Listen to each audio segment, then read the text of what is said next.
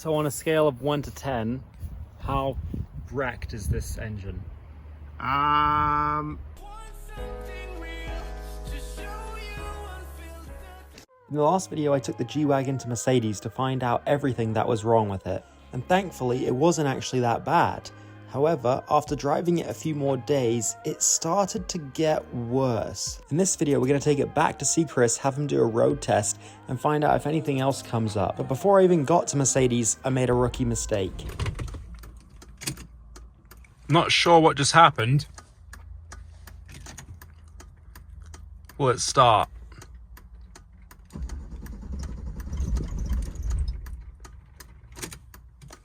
That doesn't seem good.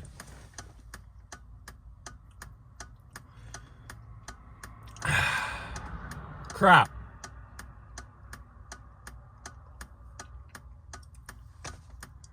I don't know what happened. Thankfully, my Mercedes mechanic Torrin came. Well, Torrin's arrived, and I'm hoping I just ran out of fuel. Hopefully it's not actually like something catastrophic. But yeah, not quite how I expected my morning to go. It looks pretty empty. Yeah? Fuel lines are all empty, so let's go get some fuel. Yeah, I guess we'll go to my house, pick up the jerry can, and hopefully fill it up, and it's not completely like something inside the engine went wrong. So hopefully the G Wagon will be fine. We can just put fuel in it, and I can just drive it the rest of the day. Yeah, and then we'll fix the fuel sender. Mine is not reading, and Mercedes quoted me $2,300 for the fuel level sensor. Just for the sensor. That's not the tank, that's not the straps of the tank. Like, Are they really that much money now? that's how much they quoted me. $2,300 for just the sensor in that tank. And I could not believe. G-Wagons are not cheap. Yeah. But right now, they're just as expensive as driving anything else. So, Because of the cost of repairs on cars nowadays. yeah, everything is so much money. I'm all out of diesel. Hopefully we can just put fuel in it and that'll fix it. I appreciate you coming. Yeah, no problem. Not an ideal spot to break down though, but you know. No. I just bought this yesterday. Because you knew you were going to run out?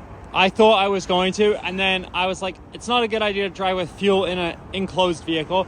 So I was like, I'll fill it up tomorrow. Took it out, and then unfortunately, this happened. Now I can make a YouTube video. My G Wagon broke down. I didn't know what I was going to make a video on next with this, because I was still trying to figure out how to fix a few things on it. So now I got another YouTube video. Hopefully it's not actually broken. All right.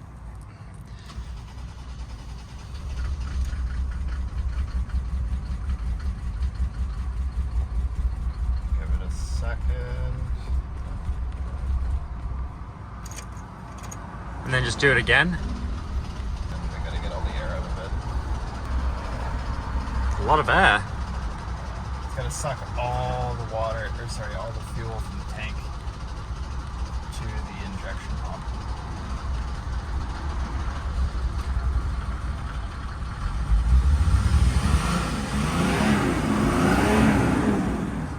And that's it. And now it's good again? Yep. So let's head to the gas station and Fill it up. get some fuel. How could I do this? How could I let this happen? Somehow I'm always having an adventure. I feel like a little bit of a goofball today. I can't believe the timing of that. Yesterday I went to the gas station to buy the jerry can. I put diesel in it because my thought process was, well, the fuel gauge doesn't work, right? So what I'm gonna do is I'm gonna drive it till it's empty. Then I'll know how many kilometers I can get out of it.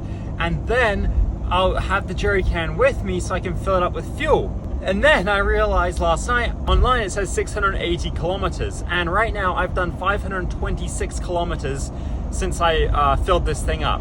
So I was thinking, I'll be fine and I'll go fill it up today. And then on the way to my meeting today, I unfortunately ran out of fuel, and that is the situation that you just watched. At first I thought it broke down, but thankfully I just ran out of fuel. Oh, now it says I have low coolant. Now the light's gone away. Maybe it was just something sloshing around. Anyways, I am back at Mercedes today and we are here to find out what I can do at home and get another road test done by Chris, because last time he didn't do a road test, he just inspected the vehicle. So I want to see if there's anything else potentially that he notices while driving, see if I do need to replace the rotors or the brakes and other parts of the car. If not, I can do the repairs, hopefully as much as I can, at least myself, and maybe one or two things I'll bring it to Mercedes to do. But that's the goal, and to pick up a part for the 190 to finish the oil change, which will be in another video. It's driving slower than I would even think for a diesel G Wagon. I mean, I know they're slow, but like, I can't even barely go uphill highway speeds. Could be normal. Could be normal. This is my first time driving a diesel G too, so we got two people that don't know what we're talking about. Yeah, true. At least you'll be able to tell me how bad the brakes are if you think I should do that for safety. Just drive it. Is that how it normally runs? Yeah. The throttle pedal is super stiff.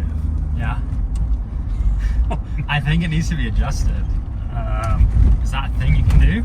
I'm not sure if it's a linkage on this or... Because Torrin said he thought that was something that I should get done. He said he could do it. Yeah, so that might be something. Brakes feel a little soft at the top.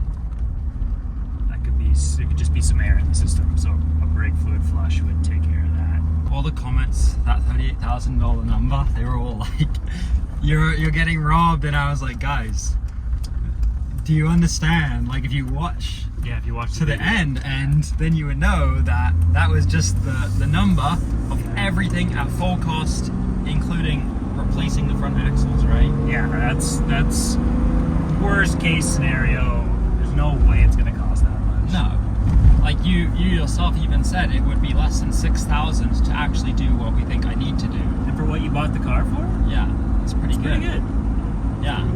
I mean, people didn't say I bought bad. They were like, you still got a good deal on the car, but they were like, do not spend 38 grand on it. And I was like, don't worry, I'm not going to. That's not the plan. Watch the video. Yeah, watch the video to the end and realize. Watch the whole video. It's a good video. I'm only gonna do what I need to do, and I'm not gonna replace the front axle, which was 10 grand. I'm not gonna do some of the things on there that were ridiculously expensive. So if you take those things out, what I actually need to do wasn't that much. Actually, I have it right here. The starred items: bulb, power steering clamps, sway bar bushings, T-case bushing, maybe the rotors, we'll find out. Service, brake fluid flush, transmission, and then transfer case and front and rear differential flush. So, and you need an alignment. I do need an alignment. Oh, the wheel, that's a straight wheel. Yeah. It should be like that. So it needs a few things, and windshield I've found, I think I can get one in America for like $400 US. It's not going to be anywhere close to $38,000. The seats are really comfortable in this car. Yeah, and it's got heated seats too. But we had a military G Wagon I worked on once, which was a diesel. I don't know if it's the exact same motor, but much different interior on the military. This thing drives really nice. Yeah. Suspension's quiet. There's no creaks. There's no rattles. I do feel a little bit of that pulsation you're talking about, but we'll get it up to highway speeds. The brake pedal is very soft. I would say there's something with the accelerator pedal.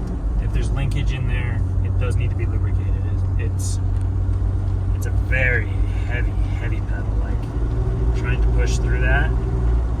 So that might help. There's smoke coming out. I thought you said it was smoking when you were driving. Every so often you see a little bit out there. It's kind of a bluish white smoke.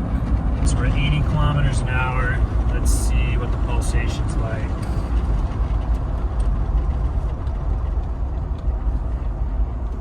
Okay, so I felt that through the wheel. I felt it more so in my butt. So you think all of them are warped? Yeah, it could be those rears too. Well, that's my 190 right now. What do you think, Chris? Well, I still think you bought a good G Wagon. Brakes, they're pulsating. Do front rotors, I think that's gone. The accelerator pedal, lubricate the linkage. I don't think you're gonna get any more power out of the car. I think that's all normal. I do. I think it drives pretty good. I think it has way more power than I thought. The way you made it sound. I made it sound like so slow. You made it sound like you couldn't get up any hills.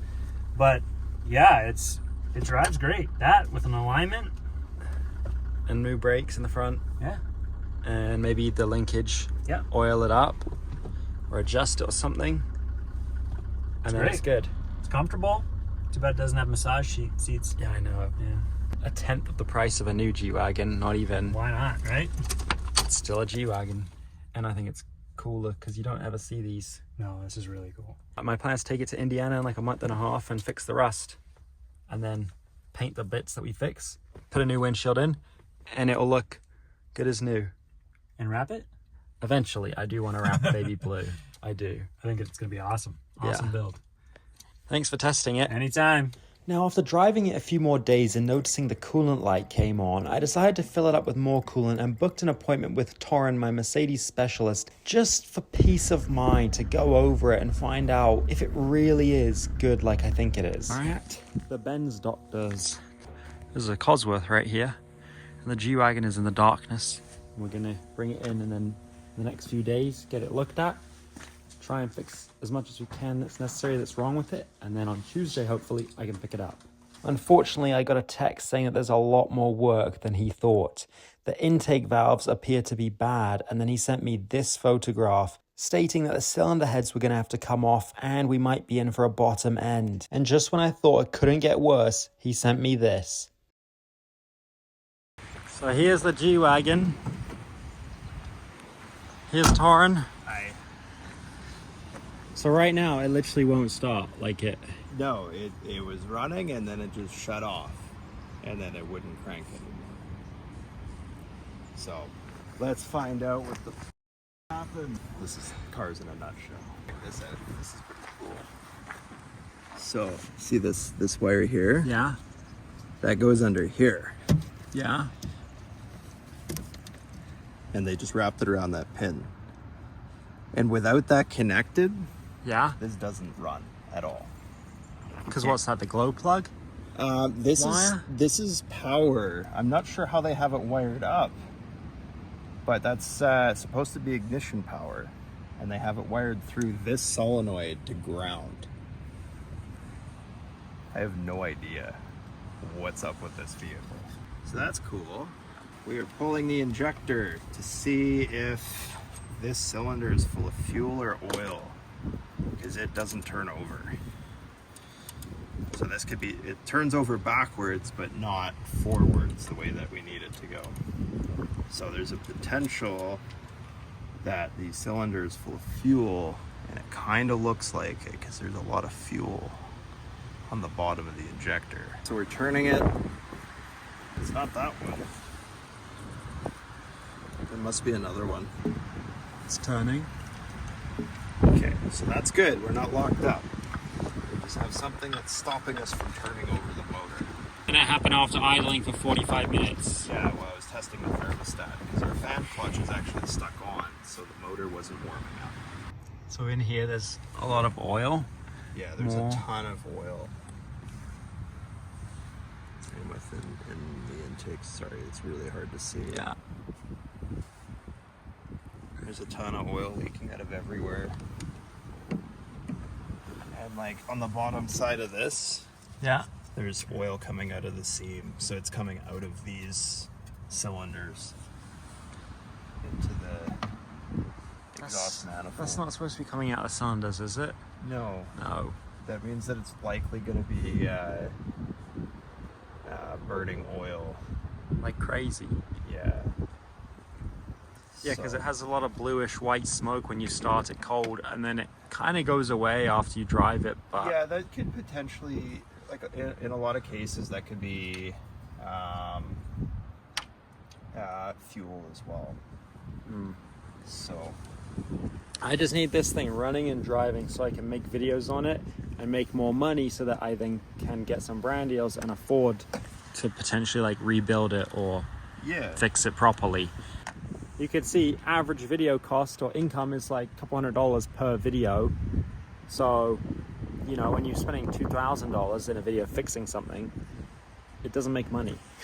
no, it's bad business. Yeah, it's how you go out of business. Either gonna have to get more views, get more brand deals, and then fix vehicles, or I just have to do more interviews which I want to do because they cost almost nothing to make. And if they make me $200, $300 on a video, and it costs me 20, 50 bucks, that's good business. And no stress, because you're not having to worry if the car breaks, it's not your car. Not tight either. That's not good. Somebody was working on this that just didn't tighten it. And why is that so concerning? For boost leak. So without the boost pressure making it into the motor, it doesn't burn as efficiently and it becomes very slow. Which is what it is. Well, yeah, for a lot of reasons right now that I'm finding. That off? Yeah, so you need to take this off in order to get to your injector lines. Now you can pull your injectors for all the cylinders. This throttle linkage, you can still see it's it binds up at the top end. It's partially why your G is so slow, because the rack's not actually opening all the way. So your throttle's bound to 75%. What are you surprised at? It has the original cap on it. Somebody hasn't tried to turn it up to get more power out of it. Well, that's good. Yeah, all of mine I've played with, but you're not supposed to. Don't touch it. They're all out, and you're gonna see if it's gonna turn over, right? Yeah, and if it does, we'll see which one the fluid comes out of. There it is. Number 5. This one right here. Yeah, that one loaded up. Oh, that's all coolant. Well, we found your coolant leak. Oh, is it bad that it's going in there? It's going down the side of the motor right now. So the fact that there's that much coolant in your cylinder, that explains a lot. Crap. Yeah, so this is probably a cracked cylinder head. Cracked, not just... Yes. Oh. Yeah, so I have one of these in my shop right now where it overheated at some point and they put it back together, drove it, and then it actually cracked. Crap. The in the exhaust runner and then filled the motor full of coolant. So that's what's happened here? It's either that or the head is cracked into the combustion chamber and it's filling it up. So when the head gasket was done, they didn't verify the integrity of the cylinder head, which is not great. It's not good at all. So on a scale of 1 to 10, how wrecked is this engine? Hard to put on a scale. It could be like a 5 to 7. It's repairable. It's just not ideal.